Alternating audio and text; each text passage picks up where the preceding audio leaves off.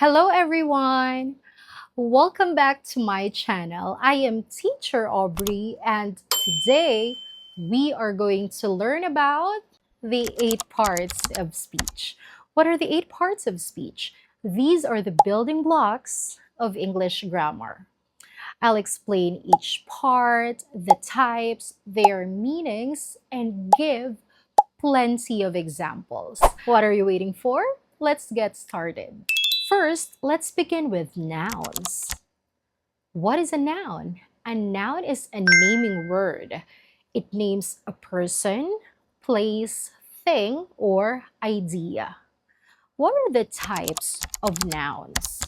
We have proper noun. It is a type of noun that names a specific person, place, brand, or thing. Examples, we have Maria, Coca-Cola, New York, Paris, Shakespeare, Samsung. Next, common noun. It is a type of noun that names a general person, place, or thing. What are the examples? Girl, city, car, teacher, book. Next is concrete noun. It is a noun that refers to something that we can see, touch, hear, taste, or smell. Examples are table, apple, dog, house, phone, flower.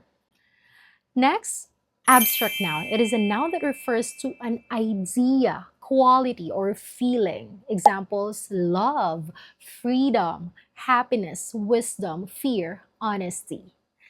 We also have countable noun. It is a noun that can be, of course, counted, like books, apples, chairs, cars, coins, pebbles. If there's countable, there's also countable noun. It is a noun that cannot be counted, like water, rice, sugar, money, information. Now let's have more examples. Maria lives in New York. We have here proper nouns. Next, the dog barked loudly. In this example, we have a common noun. Next, happiness is important in life. We have here an abstract noun. She bought 3 books. Here we have countable noun. And last, there is no water in the glass. In this example sentence, we have uncountable noun. Next, let's talk about the pronouns. What is a pronoun? A pronoun is a word that replaces a noun to avoid repetition. We also have different types of pronouns. First, we have the personal pronoun. It is a pronoun that refers to a specific people or things like I, you, he, she, it, we, and they. Next is a possessive pronoun. It is a pronoun that shows ownership like mine, yours, his, hers, ours, theirs. Next is the reflexive pronoun. It is a pronoun that refers back to the subject like myself, yourself, himself, herself, themselves, ourselves. We also have demonstrative pronoun. It is a pronoun that points to specific things like this, that, these, those. Next, interrogative pronoun. It is a pronoun used to ask questions like who, whom, what, which, whose. We also have the relative pronoun. It is a pronoun that introduces a clause and relates it to a noun. The examples, we have who, whom, whose, which, and that. We also have the indefinite pronoun. It is a pronoun that refers to non-specific persons or things. Examples, we have someone, anybody, everyone, nobody, somebody, everything. Now let's have these example sentences. We have, she is my best friend. We have here a personal pronoun, she. Next, that bag is mine. We have here a possessive pronoun, mine. I hurt myself while cooking. We have here a reflexive pronoun, myself. Next is, this is delicious. We have here a demonstrative pronoun. And the last is, who is calling me? We have here an interrogative pronoun. Now, let us move on to verbs. Verbs. What is a verb? A verb shows an action or state of being. Just like the first two, we have different types of verbs. We have action verbs, verbs that express physical or mental action like run, eat, write, jump, play, think. Next, linking verbs. They are verbs that connect the subject to more information like am, is, are, was, were, seem. Helping verbs. These are verbs that support the main verb to form tenses, just like can, will, must, have, should. We also have transitive verbs. These are verbs that need a direct object like read, read a book, buy a car, paint a picture, eat an apple, watch a movie. Next, we have intransitive verbs. These verbs do not require an object like sleep, cry, arrive, go, exist, run. Let's have example sentences. He runs every morning. We have an action verb here. She is a teacher. I am a teacher. We have their linking verb.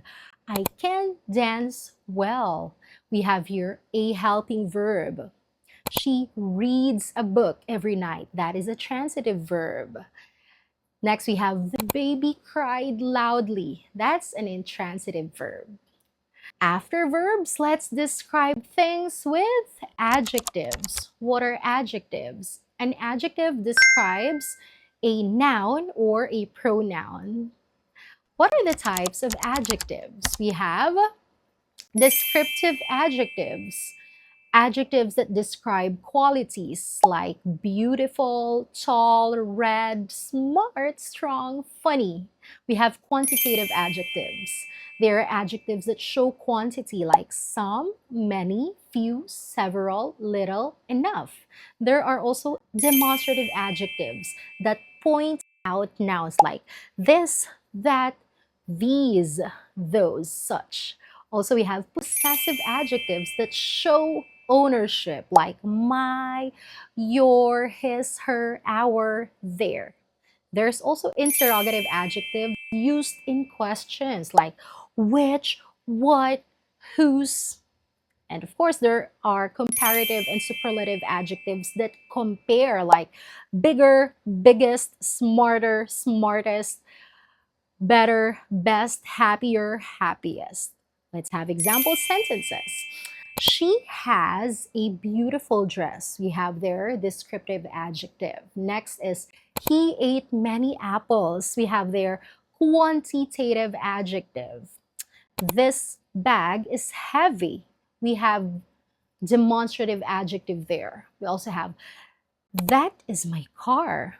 That is a possessive adjective. And last, she is smarter than him. We have their comparative adjective. Now, before we move on to the next part of speech, if you're learning something, don't forget to give this video a thumbs up. Yes.